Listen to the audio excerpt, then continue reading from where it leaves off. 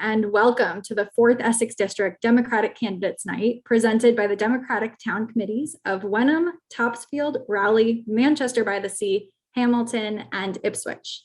My name is Amber Hewitt, and my pronouns are she, her. I am a Democrat from Newburyport, and last year I was the Democratic nominee for state representative in the 1st Essex District of Amesbury, Newburyport, and Salisbury. The goal of our time together tonight is to introduce voters in the 4th Essex District to the 2 Democratic candidates running in the special election to be your state representative. The primary election takes place this coming Tuesday, November 2nd, and you may vote in this Democratic primary if you're either a registered Democrat or registered unenrolled. Since longtime incumbent Brad Hill resigned from this seat in September, this is the first time in a generation that this seat has been vacant. Your district has changed a lot in that time, and today Democrats outnumber Republicans in each of the 6 towns. So now is your time. We hope that whether you're a Democrat or unenrolled, that you'll vote for one of these 2 candidates on Tuesday and for the Democratic candidate in the general election on November 30th. This is a historic opportunity to flip this seat blue. And as an important detail, we'd be adding another woman to the Massachusetts legislature, which is currently only 31% female, with 50 women in the House and 12 in the Senate. And in fact, in the history of the Massachusetts legislature, voters have elected over 20,000 men and just 220 women. So let's take a step toward changing that. The format for tonight is that each candidate will introduce herself to voters and answer questions chosen by the organizers of this event. And then we'll have time to make a final statement. We'll plan to end this evening's forum by 8 o'clock, and a recording will be available after the event. This is not a debate. It's an opportunity to get to know the candidates and how they'd like to represent you. Both have agreed to keep their remarks positive, and regardless of who wins the primary, both have committed to join Democrats from the area and from our state party for a unity rally on Saturday, November 6th from 1 o'clock to 3 o'clock at the Ipswich Riverwalk. Mark your calendars. We hope that you all will be there too. All right, each candidate has a set time in which to answer each question, and she'll be muted by our tech team if she runs over. So we'll stick to tight timeframes to this evening. All right, so let's get started. I'm delighted to introduce to you our 2 candidates. Going first with an introductory statement will be Jamie Belcedo of Topsfield.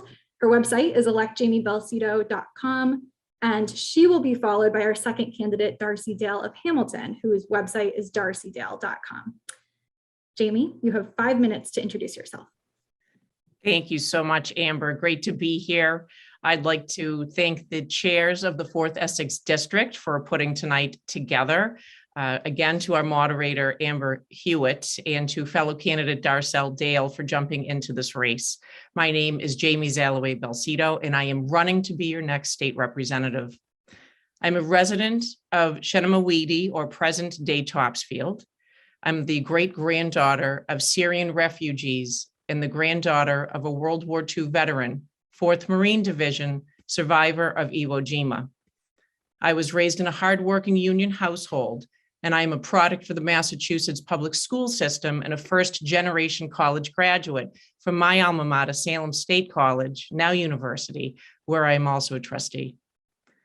I am a former commissioner with the Commonwealth of Massachusetts, to the Ellen Story Postpartum Commission, the founder and policy director of the Maternal Mental Health Leadership Alliance. I am a wife. I am a mother of 2 elementary school aged girls, and both of whom attend our Topsfield public school system. I am running in this election to be the voice of the 4th Essex on Beacon Hill, which is currently not represented in the Massachusetts State House. I have been out in the towns listening to the voices of the people who need representation and support.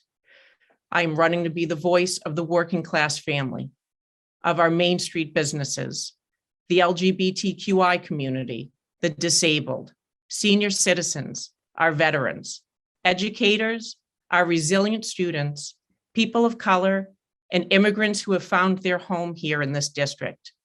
All of our community members deserve a strong leader and a strong voice in the halls of our State House. We continue to live in the middle of a pandemic and face its uncertainty. Our communities continue facing lack of access to healthcare when we need it most. Friends and family are losing jobs and not receiving timely benefits. Lack of affordable housing and mental health support are everyday obstacles. Our schools are still facing challenges in a time of COVID. We need a seasoned professional to hit the ground running in the State House to address these challenges for our district and take care of our friends and family. Our community needs help, and I know how to advocate for services to help them. I have a proven track record of winning on the issues I've advocated for and obtaining full funding for programs like mental health and maternal wellness. I am bringing 20 years of legislative and policy expertise to this race and have successfully shepherded state-level budget items and policies signed into law for the benefit of the citizens of the Commonwealth of Massachusetts. As a seasoned policy professional, I've been at the center of comprehensive immigration reform, mental health and substance reform, and millions of dollars of investment in maternal and child health care. Based on my own lived experience, I've changed how this country and this Commonwealth take care of our pregnant and new mothers. In partnership with the Ipswich Birth to Three, North Shore Postpartum Help, and State Senators Lovely, Tarr, and Representative Hill, I created the first ever State House Advocacy Day dedicated to the mental health of new families. This past June, we celebrated our 6-year anniversary at the State House. As a trustee, I've worked directly with Congress and the State House on supporting and funding public higher education. And I actively advocated for the Student Opportunity Act, of which increased K-12 public school funding in the Commonwealth. If elected to be the next state representative of this 4th Essex district, I will put my qualified experience, my passion and love for where I live to work on day one for everyone in this district. I will work with our communities, representing our needs on Beacon Hill, and I will make sure every town will be represented and part of our priorities. I ask for your support. I ask for your vote on Tuesday, November 2nd, and I thank you for the opportunity to address the crowd tonight. Excellent. Thank you, Jamie. Darcy, your turn. You have 5 minutes to introduce yourself.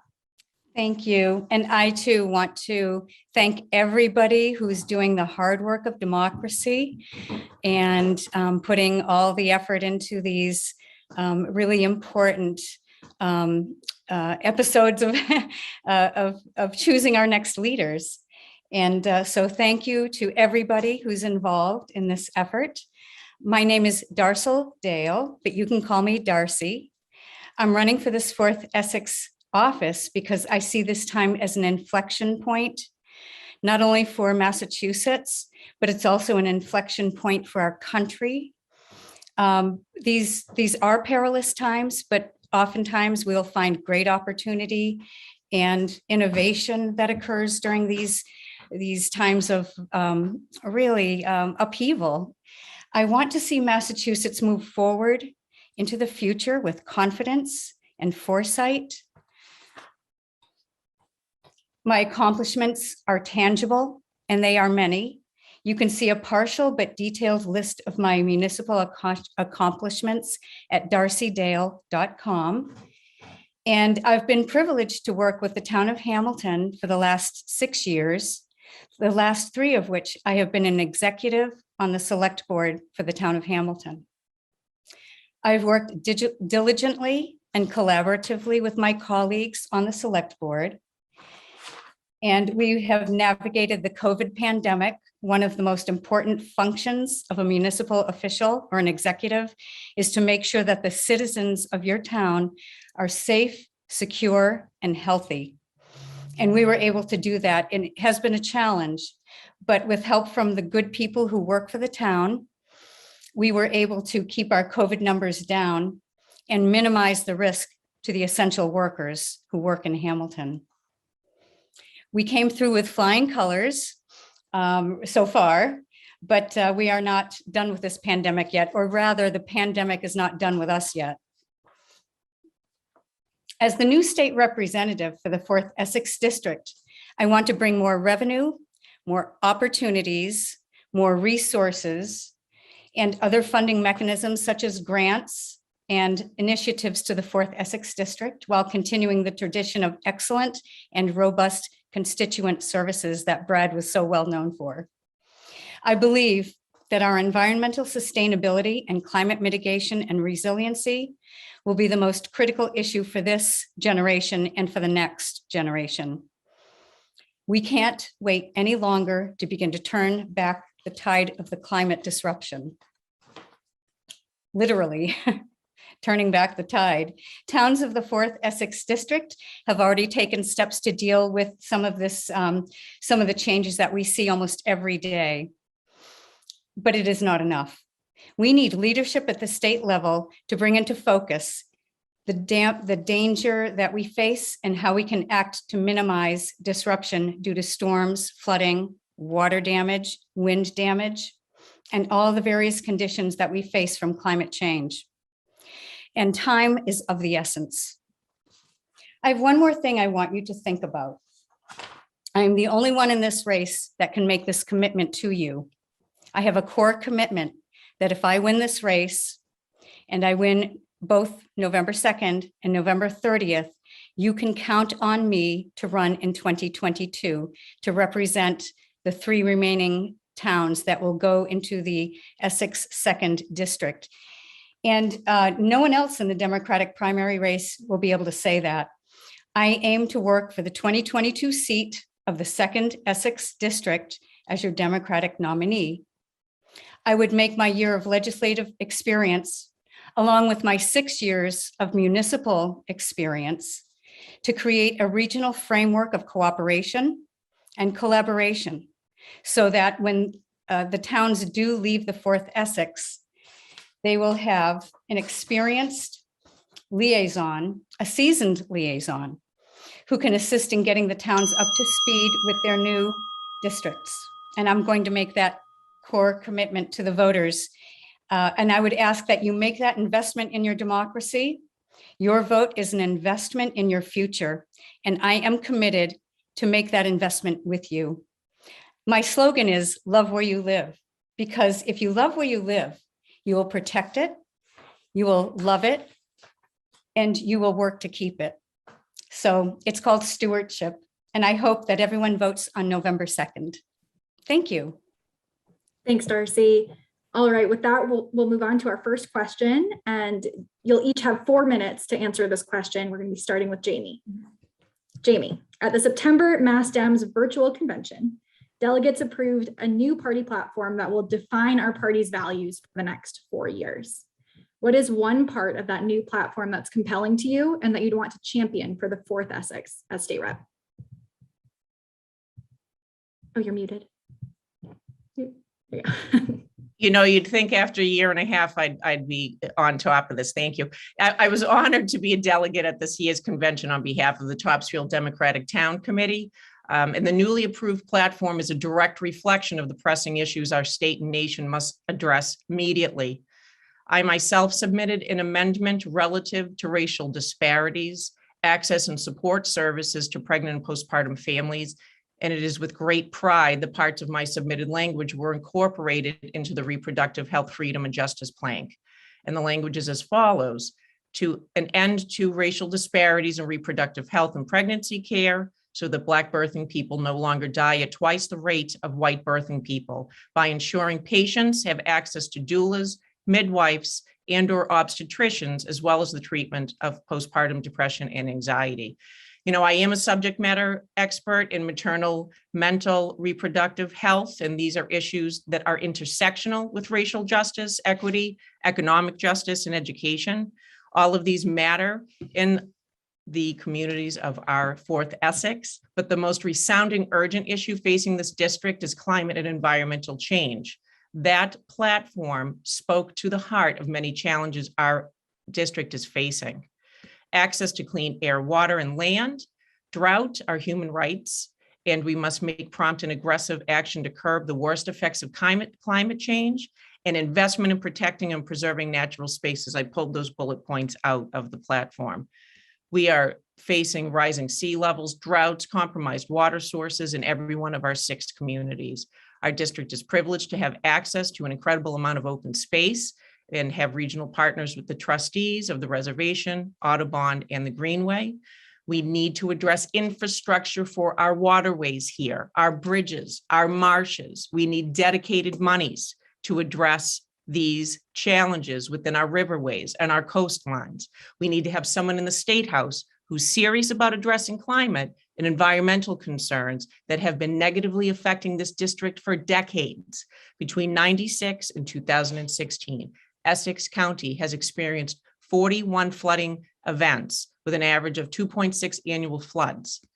I was remembering the restaurant behind the Chope Bridge pub in Ipswich when my mother lived down on County Street. I think it was back in 96. And that place was flooded twice 2 decades ago. These are issues that our communities have been dealing with for decades. Our district needs a seat at the table when it comes to climate and environmental policy negotiations at the State House. The climate and environment discussions are ongoing right now, and they're essential to life-saving and community-saving measures here in the 4th Essex. We must have the right representative who knows how to navigate the system and walk away with positive results for the district. And I believe I'm the right person. Thank you. Thank you, Jamie.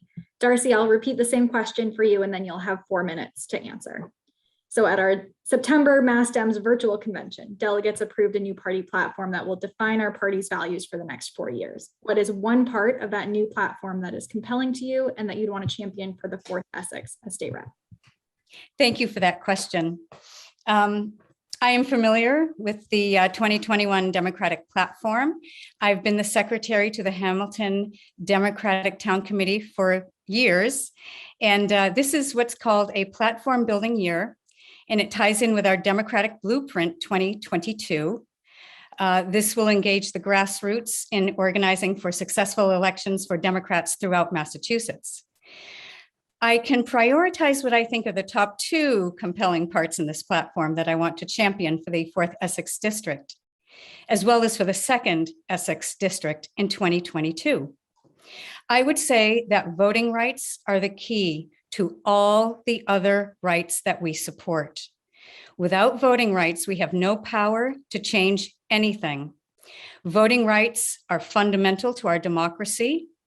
We would have no democracy without our voting rights.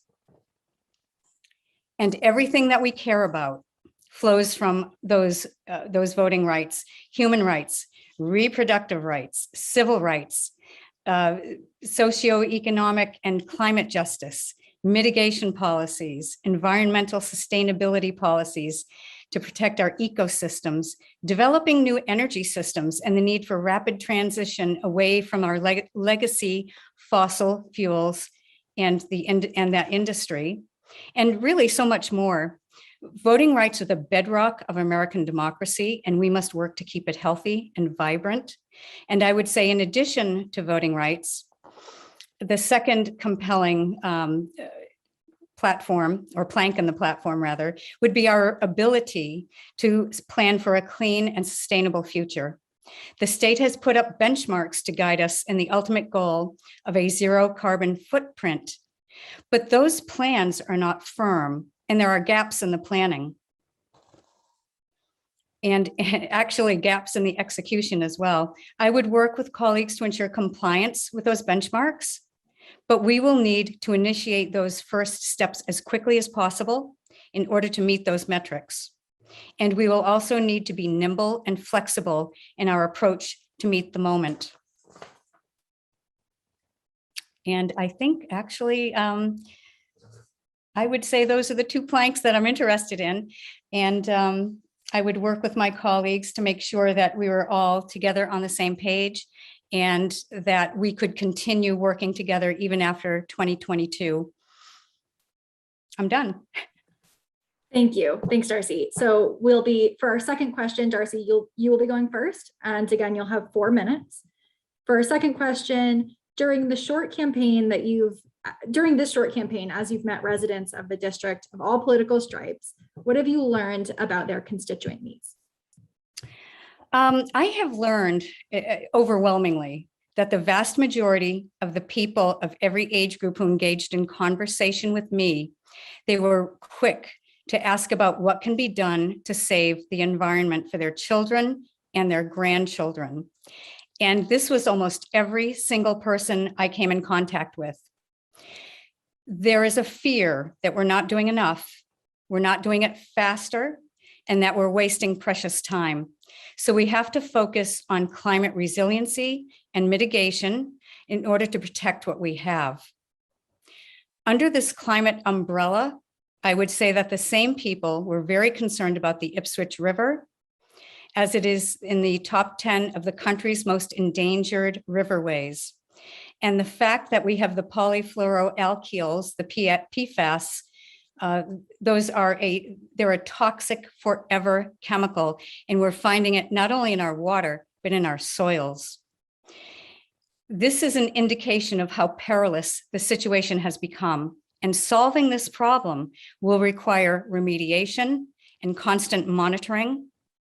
I aim to work with local officials and my colleagues in the House to prevent more toxins from entering our water supply and soils. And I'm eager to learn more about what our options are and how quickly they can be implemented. And there was some other concerns that came up more than some others, and that would be property tax rates and the fear of overrides, the Proposition 2.5 overrides, the reliance on property taxes for the bulk of our public school revenue is simply not sustainable. Our schools and our students deserve better. We should have a level playing field. It would go a long way toward discrepancies, fixing those discrepancies between the districts. So we have to be creative in our search for more revenues to take the burden off the real estate taxpayer, to put it more generally on the state and the Fed. And I also want to point out that once you have a 2.5 proposition override, it stays permanently on your tax assessment. It's not like when you bond or when you borrow. When you're bonding every year, the tax assessment goes down until it eventually goes away. And the same with borrowing. It's a completely different concept. Those things don't stay on the tax rolls, but on the tax assessment, but Proposition 2.5 is forever. And the limit is $25 per thousand evaluation. So you would have, the only option that you would have would be to cut, and you would have to find revenue through cutting, which is, it is very poor management. It's a very poor practice.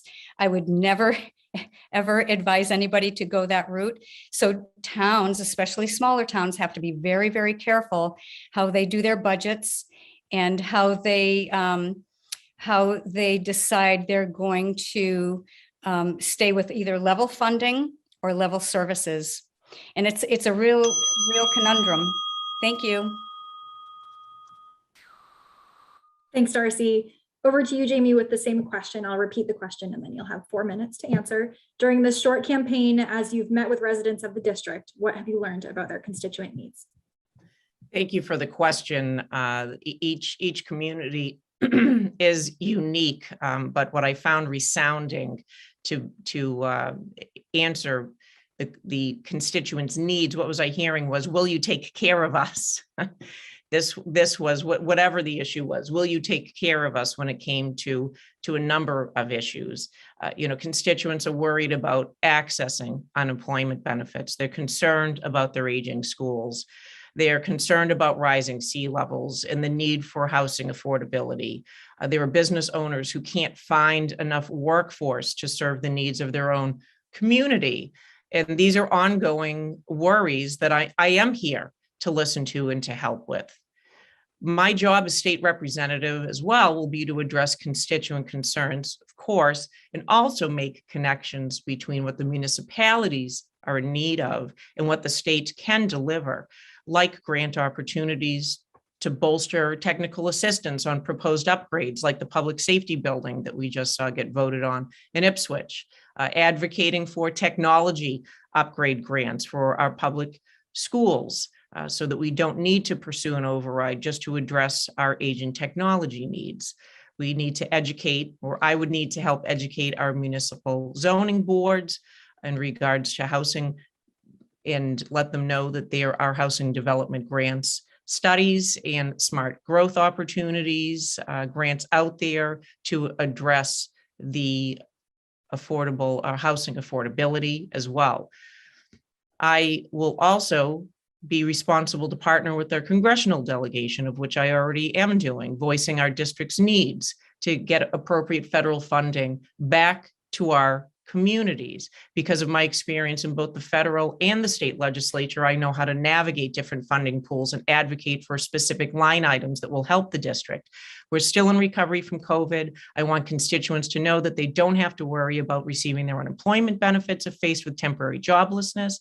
I want them to know my office will work with and support the long-term partnerships our communities have with Acorn and Open Door as it relates to food insecurities. I want our senior citizens to know they will not spend another winter in isolation, that they will have our public health experts supporting getting their COVID boosters, have access to transportation and community events offered by our councils of aging. I want our youth to know that they will have an advocate in the State House to champion a bright future for them. Residents of this district are of all political stripes, and interestingly enough, mainly unenrolled. And everyone has needs. As the next state representative, it would be my privilege to help every constituent of this district. Thank you. Thank you, Jamie. And I should have noted this at the beginning for our audience, but when you do hear a bell, audience, that is marking that there are 30 seconds left of the response. So our candidates are not going over. If they continue to talk past the bell, they still have 30 seconds to go. Okay, for our third question, Jamie, you'll be going first. Again, you'll have 4 minutes, and then Darcy will follow with a 4-minute reply to the same question. Jamie, what proposed piece or pieces of legislation before the House already in this session do you think could directly address issues that you just named as important to constituents, and how would you fight to get that legislation passed? Amber, this is my most exciting question of the night, and I thank you for the opportunity to address it. I'd like to reclaim my time that I just left back there on the floor, because the biggest piece of legislation right now is an act relative to immediate COVID-19 recovery needs. It dropped on the 25th, I believe. It was filed on the 25th, and this is the bill that's responsible for a whopping $3.6 billion statewide one-time spending bill of ARPA funds, otherwise known as the American Rescue Plan Act. The district needs a strong legislator to effectively represent the needs of our community as it relates to this significant piece of legislation. This is a one-time funding opportunity across the Commonwealth. Within each municipality, constituents have been asked how they want these funds to be spent. There have been numerous virtual hearings online within the Massachusetts legislature soliciting feedback from the public on how to utilize this one-time funding source. $100 million under the House proposal has been allocated to address equitable school facilities and repairs for improved ventilation and indoor air quality. As a parent of 2 elementary school-age children who have seen the inside of their classroom this year as they're back in school, a box fan and a HEPA ventilator are okay for now, but our schools are in disrepair, and we have schools in this district that could benefit from this one-time windfall as it relates to the installation and repairs, upgrades for heating, ventilation, air conditioning, and other school air quality improvements. I am very upset that we don't have anyone having a seat at the table at this time. Going back to the environment and climate and the issues around our watersheds, dams, wetlands, etc., $100 million has been put forth for these initiatives for the entire Commonwealth. This is where we need a champion to connect our needs of the district to the ARPA funds exclusive from the next fiscal year budget.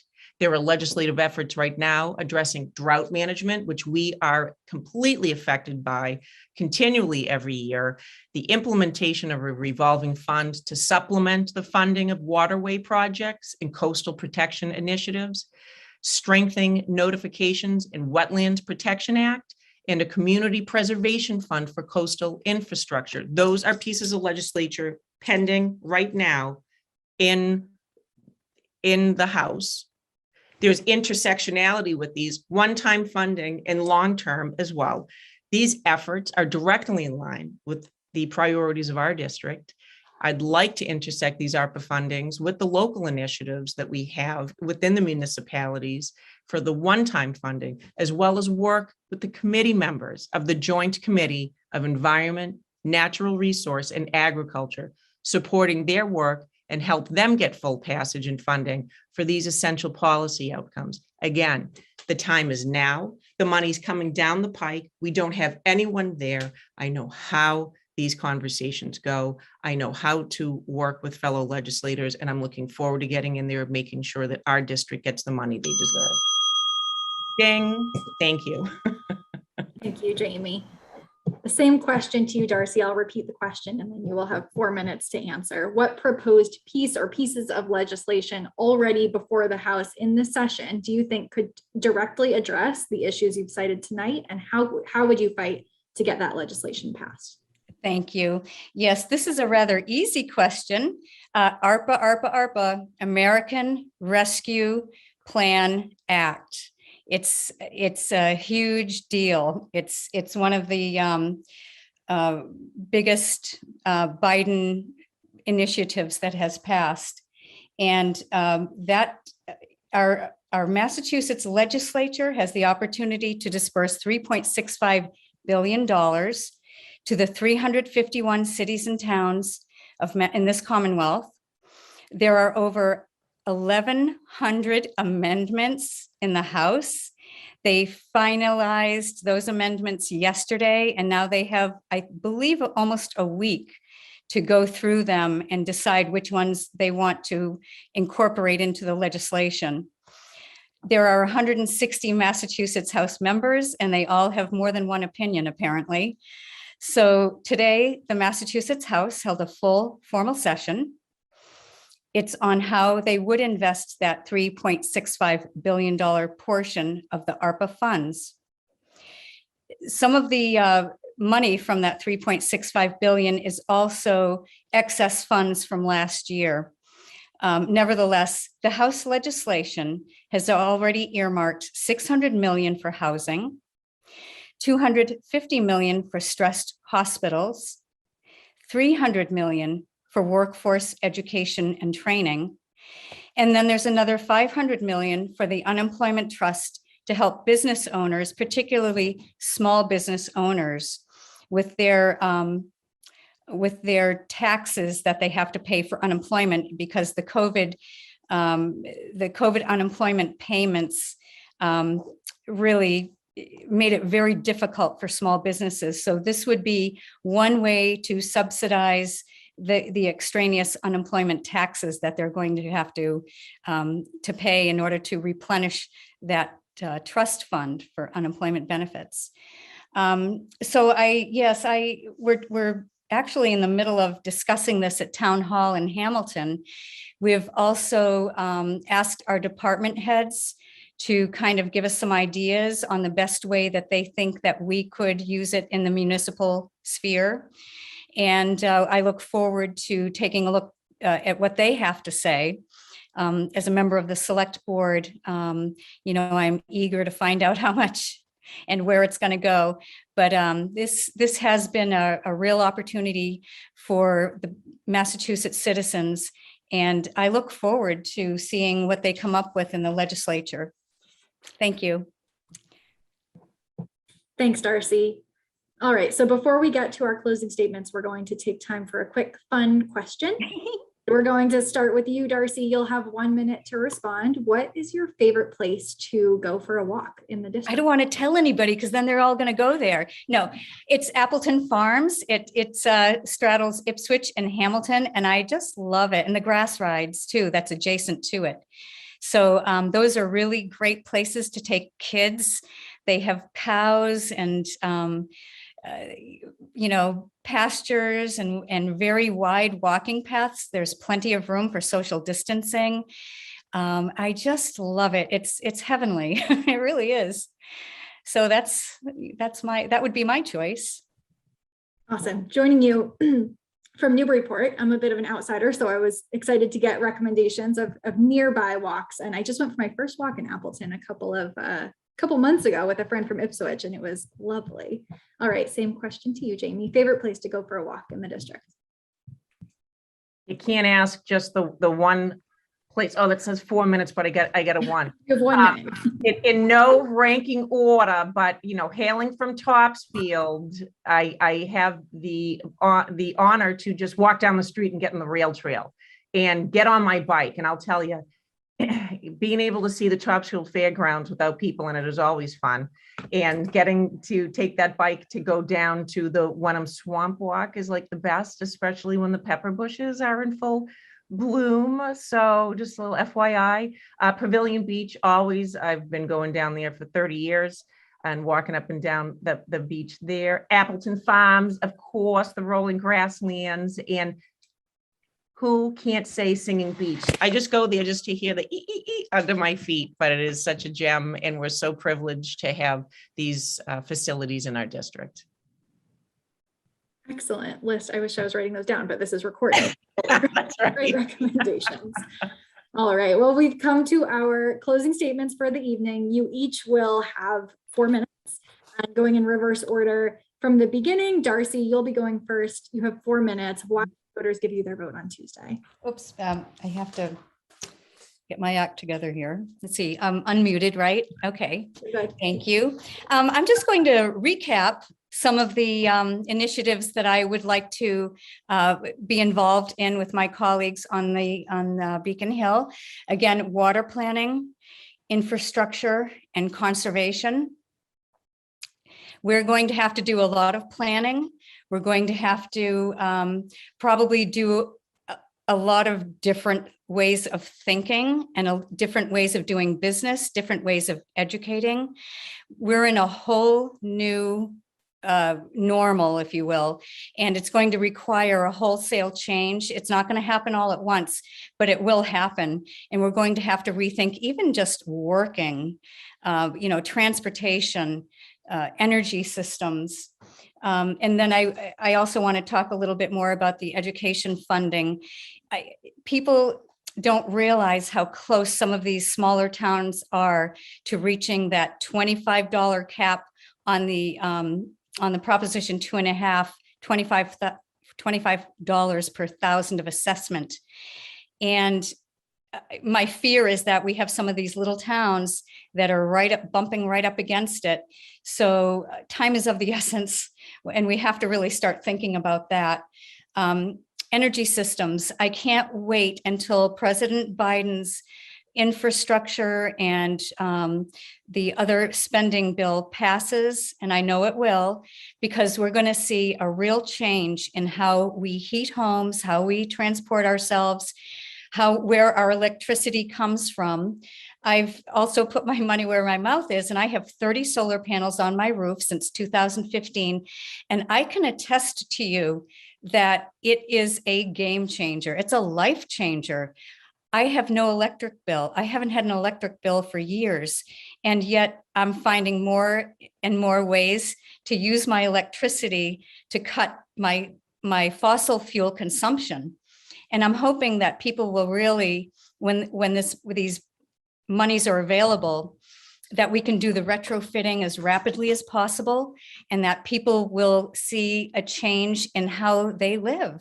It's really, it is life-changing. Entrepreneurial initiatives. This is something that I've worked very hard on the board to make sure that we are working collaboratively in a regional framework with towns that are within and without the 4th Essex district. And I would like to continue to see that kind of cooperation and regional working together, because I think it is advantageous for the towns, and it's a creative way of adding value and giving extra value to the taxpayers, which is something I know that they would appreciate. Working together to make progress. I am committed to working with my colleagues on Beacon Hill. I would expect that it's going to be a lot of fun. I always like to think of this is an adventure, but it's also deadly serious. We have a lot of work to do. And I want to make sure that people understand that I am making a commitment to them, that if I get in and I represent the 4th Essex District, I am making that commitment to continue to represent those 3 towns that will be joining the 2nd Essex District. And I have every intention of running in 2022 for the Essex 2nd District. So make an investment in your democracy. That's what I'm planning to do too. Thank you. Thanks, Darcy. Right on time. Jamie, over to you. You have 4 minutes. Why should voters vote for you on Tuesday? Amber, thanks a bunch. Again, I'd like to thank everyone here tonight for putting such a phenomenal event together as we continue to live through COVID times. Everyone here tonight's had an opportunity to listen to me during this event. I know this district. I love this district. I live in this district. And it's made up of 6 shining jewels. And it's a district that deserves top shelf leadership. My entire campaign is centered on the people and the issues that we are facing every day. I believe I've demonstrated in this short period of time tonight that I am the most qualified candidate in this race and that I am ready to do the job from day one. My years of hands-on legislative and budgetary experience combined with an open seat offer unique opportunity for the 4th Essex District to send an experienced leader to represent them during this special election. My vision for the people of our district focuses on clean and sustainable water sources, environmental and climate justice, housing affordability, socioeconomic equality, and accessible mental health and substance use supports. It includes access to safe and quality public education, community-based healthcare, and the ability to retire with confidence. These are areas that demand attention for our district. We have a short amount of time in this legislative session to address these goals, and I intend on being a strong voice for what the 4th Essex deserves from Beacon Hill. Aside from being a candidate for this office, I'm a constituent and I'm a community member. I want fair and equal representation for my town of Topsfield and for this district, for the issues that matter to my family and friends. And if I can use my seasoned capabilities to represent our needs at the State House, I promise to make sure that I am representing the people and the families, everyone of Hamilton, Ipswich, Manchester, Rowley, Topsfield, and Wenham. I understand what it takes to be a legislator. This is when preparation meets opportunity, and I am ready to serve to be your next state representative. I humbly ask for your support. I ask for your vote on November 2nd, and I thank you for a phenomenal evening. Thank you so much, Amber, and thank you to the DTC chairs. Thanks so much, Jamie. And thank you both for running for office and for sharing your thoughts with us tonight. For those who would like to learn more, please visit the candidates' websites. I'll repeat them: darcydale.com and electjamiebelcito.com. Thank you to everyone in our live and recorded audience for tuning in. We really appreciate your participation. And I particularly appreciate being welcomed into this conversation at such a critical moment in your community. So thank you for having me. Democrats and unenrolled voters in Wenham, Topsfield, Rowley, Manchester by the Sea, Hamilton, and Ipswich, please vote in the Democratic primary this coming Tuesday, November 2nd. If you have a vote by mail ballot, at this point, we recommend dropping it off in person at your town hall, and you can do that as late as Election Day. Please join both of these candidates and others at the Unity Rally organized by the 4th Essex Democratic Town Committees. It will take place on Saturday, November 6th from 1 o'clock to 3 o'clock at the downtown Ipswich Riverwalk across from the Visitor Center. Now let's all get out the vote. Let's turn this district blue. Thank you so much for joining us. Have a great night.